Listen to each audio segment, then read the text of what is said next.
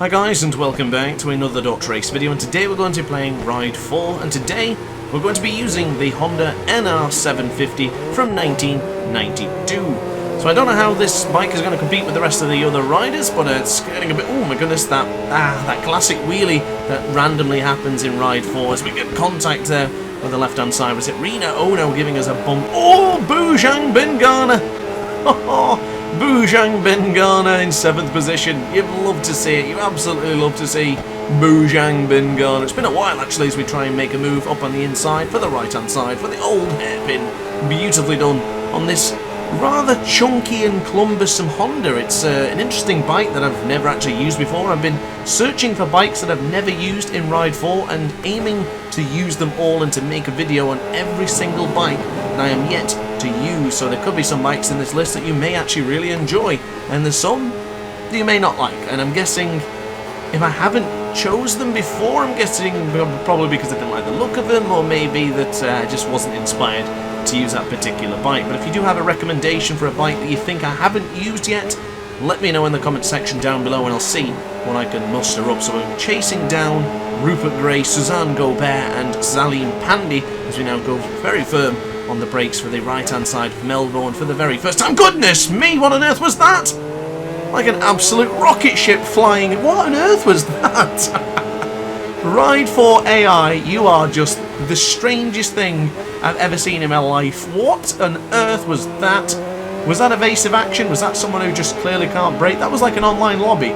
Truly, truly awful. That was absolutely absurd. But anyway, we'll get back to the action that is unfolding ahead of us right now. Suzanne Gobert is ahead of us by a second, pretty much bang on by the time that I read that on the screen. And Rupert Gray a couple of tenths further up the road. So now it's down to us to hopefully pick up some additional speed going into the Craner curves and then into the old hairpin. Make sure not to go a little bit too wide there, just touching the rumble strip. That had a flashbacks of me crashing out an online session a while ago where I did the iconic Metal Gear Solid Snake Scream as I perished into the old hairpin. We're now onto the right hand side. This is the part of the track that I feel extremely fast. Most riders don't tend to take the same line as me from the AI to even online sessions. I do go very sort of uniquely into that corner, but I do find it gives me additional speed and quite a lot of additional speed at that point as well. So our first 4 miles has been completed with the Honda NR750 as we brake on the very, very firm part of the tyre as we then chuck it into the right hand side for the S's, and we have now passed Suzanne Gobert. Now I'm not entirely sure what bike these two are using. It looks like an S-Rad, but I am not 100% certain. If I can get close enough, maybe I'll begin to see it, but as we have a little bit of a front wheel there on the right hand side of your screen going into Melbourne, I definitely expected... oh, it is! I think it is a Suzuki S-Rad. The GSX S-Rad is now going a little bit too wide. I've said that enough times already. As we go into Goddard, and we do pass the rider there. Got a little bit of contact to Suzanne Gobert, but we are getting ever so closer to Rupert Gray, but there she comes again, Suzanne Gobert. The French lady goes into turn 1 in 2nd position and actually goes back into 3rd position. We're held on rather nicely there as we go back into the Craner curves. Now I've got to say, this is what I'm feeling. I'm liking this from Ride 4's AI right now. An actual challenge for a change. I know unfortunately we had a very bizarre moment going into the Melbourne hairpin, but for now we do actually have quite the battle on our hands. And I'm actually thinking a lunge here. Can we get close enough to dive on the inside of Rupert Gray? You better believe it. Look at that for a move up on the inside. Beautifully positioned. I was just mentioning how my lines are a little bit different in that fantastic corner, and we got the job done. That was awesome. That's so good I want to do it again. I've done that quite a few times in the past, but I feel great with a bike that I really don't know.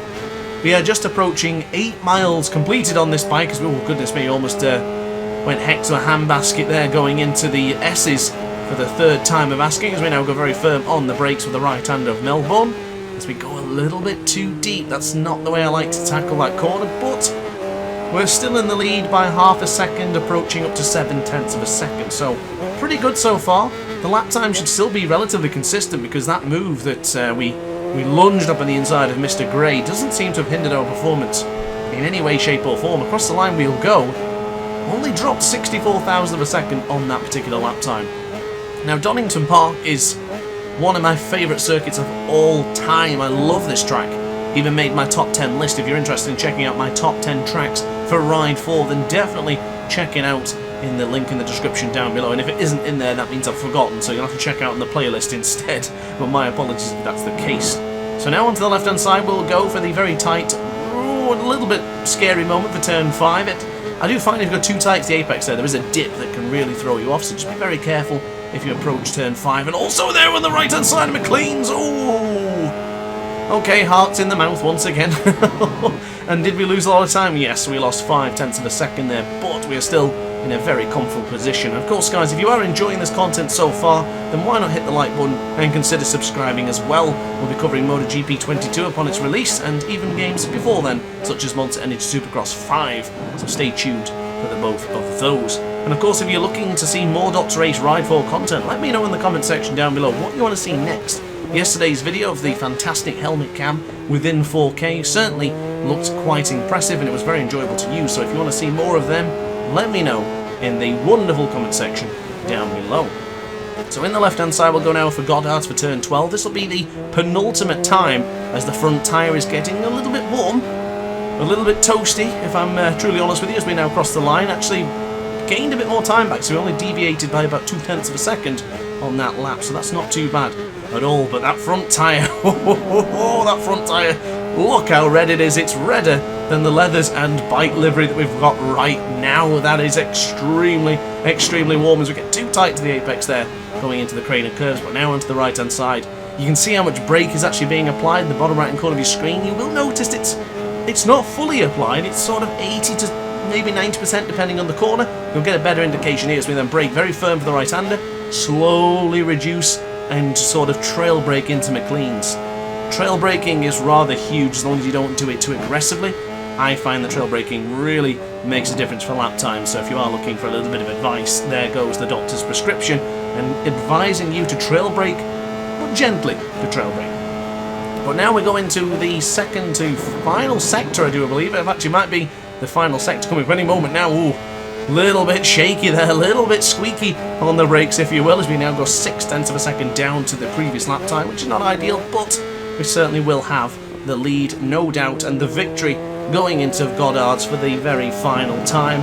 Donington Park, I love it. And the Honda NR 750 from 1992, pretty good feedback if I do say so myself. It's not making a top 10 list, but I'd probably use it again. So guys, I hope you enjoyed that one. If you did, let me know in the comments section down below. If you really enjoyed it, hit the like button and consider subscribing as well, because it helps out the channel massively, and of course helps you see the best content on Ride 4 around on YouTube.